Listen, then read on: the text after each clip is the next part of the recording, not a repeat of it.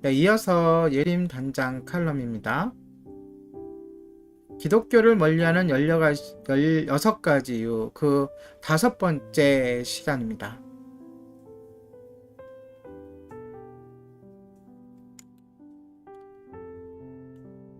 기독교에 대한 오해 13번째는 우리나라에 복음이 들어오기 전에 사람들은 어떻게 되었는가 라는 궁금증입니다. 저도 이런 궁금증을 품었을 때가 있었는데요.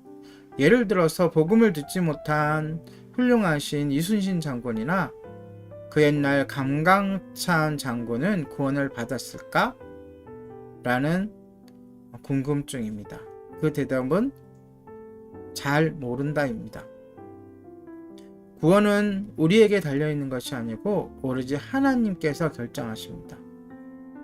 여기에 대해 성경 로마서 2장은 양심에 따른 판단이 있다고도 하는데, 그러나 이것은 양심대로 살면 구원을 받는다는 뜻이 아니라 반대로 인간은 양심대로 살지 못한다는 고발적인 의미가 강한 말씀입니다.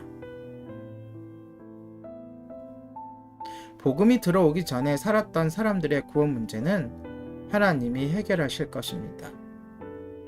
이순신 장군 같은 경우에는 그 당시에도 천주교가 이 땅에 들어와서 천주교인들도 있다고 이야기합니다. 혹시 모를 일이죠. 그가 하나님을 만나고 예수님을 전해 듣고 예수님을 믿었을지, 그건 우리는 알 수 없는 겁니다. 우리는 이미 죽은 사람들의 문제에 너무 창념하지 말아야 합니다. 왜냐하면 우리가 어떻게 고민한다고 해서 그 문제를 해결할 수 있는 능력과 방법이 없기 때문에 그렇습니다. 그보다 내가 어떻게 되느냐가 가장 중요한 문제이기 때문입니다.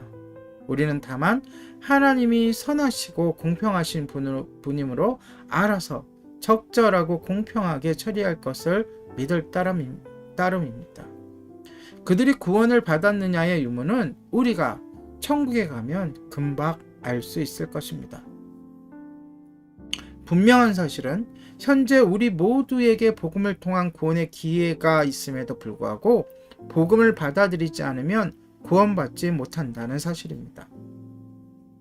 그러므로 구원의 방법이 분명하게 알려진 이상 옛 선조들의 구원 문제에 대한 관심보다는 우리 자신의 내 자신의 구원 문제에 대해 더 깊고 진지하게 신경을 써야 할 것입니다. 기독교에 대한 14번째 오해는 성경이 하나님의 말씀인가, 다시 말해서 성경은 하나님의 말씀이 아니야 라고 하는 주장들입니다. 그런데요, 우선순위가 틀렸습니다. 우리가 성경의 진리에 따라, 물론 성경이 하나님의 말씀이라는 것은 얼마든지 증명할 수 있습니다. 그것은 준비되어 있습니다. 나중에 제가 자세히 설명해 드리는데요. 그런데 우선순위가 틀린 거예요. 먼저 성경이 하나님의 말씀인지를 아닌지를 살펴보기 전에 우선 예수님께서 역사적인 인물임을 살펴보아야 합니다. 예수님께서 역사적인 인물임을 알고 그의 주장과 삶, 죽음, 부활을 연구해보면 그가 하나님의 아들인 것을 받아들일 수 있게 될 것입니다. 그리고 일단 예수 그리스도를 받아들이면 성경이 하나님의 말씀인 것을 자연스럽게 알고 믿게 됩니다. 왜냐하면 예수님이 그 성경을 하나님의 말씀으로 신약성경 복음서의 여러 곳에서 인정하고 선포하셨기 때문입니다. 이 성경에 대한 문제는 차후에 따로 띄어서 설명해 보도록 하겠습니다. 기독교에 대한 오해 15번째는 기독교의 하나님이 참 신이라고 해도 왜 내가 꼭 기독교를 믿어야 하나 입니다.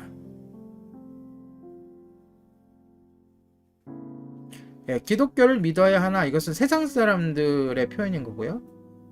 정확히는 왜 예수님을 믿어야 하냐 이 얘기겠죠. 자, 이에 대해서 제가 예를 들어 답을 해드리도록 하겠습니다. 어떤 사람이 어릴 때 부모와 헤어졌다고 합시다.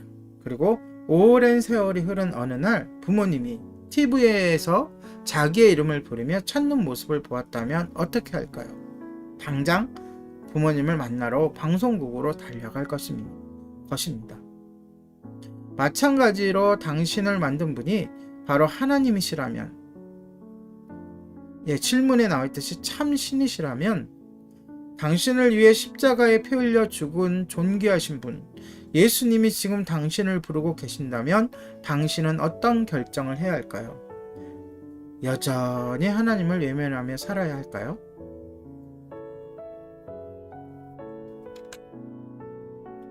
마지막입니다. 기독교에 대한 오해 16번째는 죽기 바로 전에 믿겠다입니다. 저도 이 얘기는 엄청 많이 들었습니다. 전도하면서 제일 많이 들었던 얘기인 것 같아요. 이 말의 책임은 먼저 교회 다니는 사람들에게 있다고 할 수 있습니다. 교인들 중에 기쁨이 없이 무의미하게 습관처럼 신앙생활을 하는 사람들이 있습니다.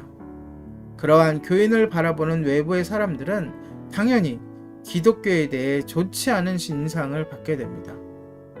그렇다면 무엇 때문에 지금부터 기독교를 믿어서 고생을 하냐 이것이죠. 실컷 놀다가 죽기 바로 전에 믿으면 되지 않겠냐는 것이죠. 가장 큰 대답은 인간은 자신이 언제 죽을지 모른다는 것이고요. 그리고 기독교는 결코 우리의 즐거움을 빼앗아가는 금욕적 종교가 아니라는 것입니다. 오히려 공고하던 인생에 기쁨과 소망을 가져다 줍니다. 자, 예를 들어 볼게요. 만약 결혼이 괴로운 거라면, 물론 결혼 생활 중에 괴로운 생활도 있고 파경을 맞기도 하고 그렇습니다. 그러나 제대로 된 결혼 생활, 우리가 결혼을 하면서 꿈꾸는 그 결혼이 괴롭기만 하고 힘들기만 한 것이라면 7, 80대에 하겠죠. 그리고 안 할 수도 있습니다. 요즘 사회가 어려워지고 살기가 힘들어졌다는 이유로 결혼을 포기하는 그런 분들이 많아져서 참으로 안타깝습니다. 그런데 이 결혼이 축복이며 큰 기쁨이라는 것을 우리는 간과해서는 안 됩니다.